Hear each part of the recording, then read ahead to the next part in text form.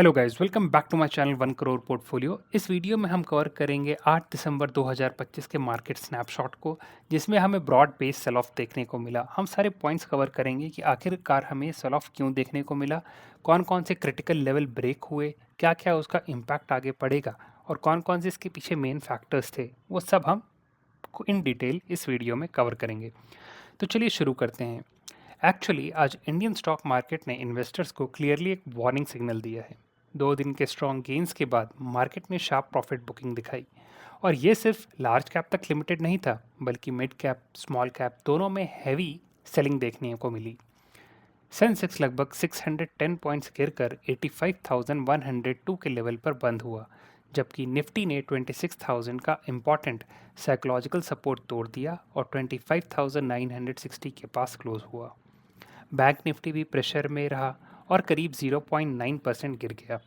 लेकिन सबसे बड़ी चिंता की बात यह रही कि मिड कैप इंडेक्स 1.7% और स्मॉल कैप इंडेक्स 2.2% गिर गया, जो क्लियरली ये दिखाता है कि रिटेल पार्टिसिपेशन वाले स्टॉक्स में सबसे ज़्यादा डैमेज हुआ है। मार्केट की शुरुआत ही वीक हुई थी और जैसे जैसे दिन आगे बढ़ता गया, सेलिंग प्रेशर और तेज़ होता गया। इन्वेस्टर्स का मूड इस हफ्ता होने वाली यूएस फेडरल रिजर्व की पॉलिसी मीटिंग को लेकर काफ़ी कॉशियस रहा। मार्केट को डर है कि अगर फेड ने टाइट स्टैंस रखा या इंटरेस्ट रेट को ज़्यादा देर तक हाई रखने का सिग्नल दिया, तो इमर्जिंग मार्केट्स जैसे इंडिया पर इसका नेगेटिव इम्पैक्ट पड़ेगा। इस वजह से ग्लोबल लेवल पर रिस्क ऑफ सेंटिमेंट बना रहा, जिसने इंडियन मार्केट को भी हिट किया है। इसके साथ साथ एफआईआई सेलिंग और वीक रूपी ने भी सेंटिमेंट को और ज़्यादा बिगाड़ा। जब रूपी गिरता है तो इंपोर्ट कॉस्ट बढ़ती है, इन्फ्लेशन का रिस्क बढ़ता है और कंपनीज के मार्जिन पर प्रेशर आता है। फॉरेन इन्वेस्टर्स पहले से ही कॉशियस थे और आज के सेशन में उनकी सेलिंग ने मार्केट की गिरने की स्पीड को और तेज़ कर दिया। इसका direct impact banking, metal, energy और रियल स्टेट जैसे साइक्लिकल सेक्टर पर दिखा, जहां सबसे ज़्यादा सेलिंग प्रेशर आया। सेक्टर वाइज देखा जाए तो आज कोई भी सेक्टर ग्रीन में नहीं रहा। रियल्टी सेक्टर सबसे ज़्यादा 3.5% के आसपास गिर गया, जो ये दिखाता है कि इंटरेस्ट रेट सेंसिटिविटी वाले सेक्टर को मार्केट फिलहाल पनिश कर रही है। पीएसयू बैंक, टेलीकॉम और मीडिया जैसे सेक्टर 2.5% से ज़्यादा गिर गए। आईटी सेक्टर कंपैरेटिवली बेटर रहा, लेकिन वो भी नेगेटिव में ही बंद हुआ, जो ओवरऑल वीक ब्रेड का कंफर्म करता है। स्टॉक स्पेसिफिक लेवल पर काफ़ी स्ट्रॉन्ग मूव्स देखे गए। निफ्टी का सबसे बड़ा लूजर इंटरग्लोब एविएशन रहा, जो एक ही दिन में 8% से ज़्यादा गिर गया। इसके अलावा Bharat electronics, JSW steel, Shriram finance जैसे हैवी वेट भी प्रेशर में रहे। गेनर्स की बात करें तो tech Mahindra, Wipro, HDFC life, HDFC bank जैसे स्टॉक ने मार्केट को थोड़ा सपोर्ट देने की कोशिश करी, लेकिन वो भी सेलिंग प्रेशर के सामने काफ़ी कमज़ोर साबित हुए।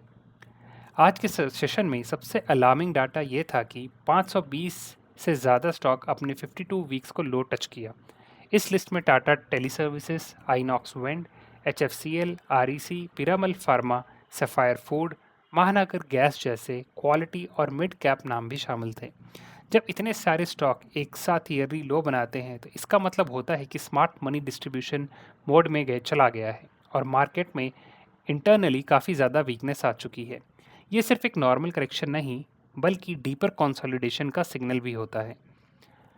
आज का मार्केट बिहेवियर ये भी दिखाता है कि अब market sell on news mode में आ चुकी है।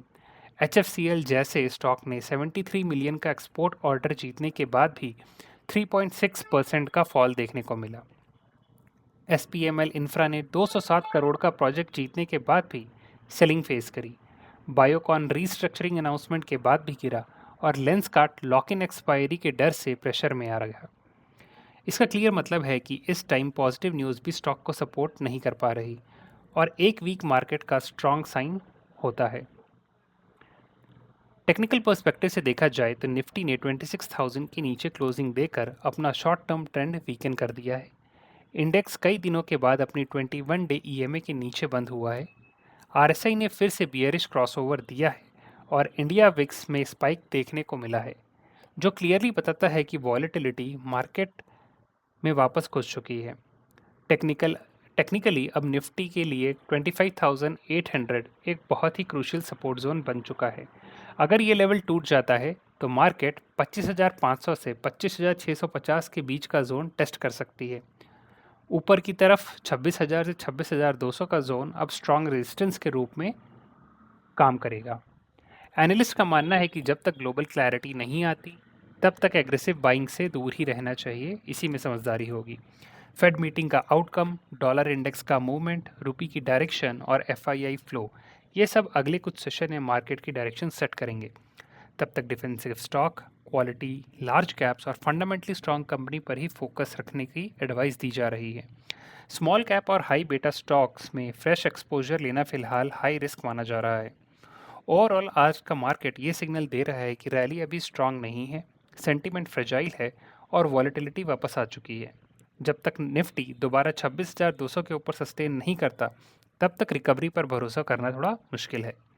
इस फेज में डिसिप्लिन, रिस्क कंट्रोल और स्टॉक सिलेक्शन सबसे ज़्यादा इंपॉर्टेंट होने वाला है।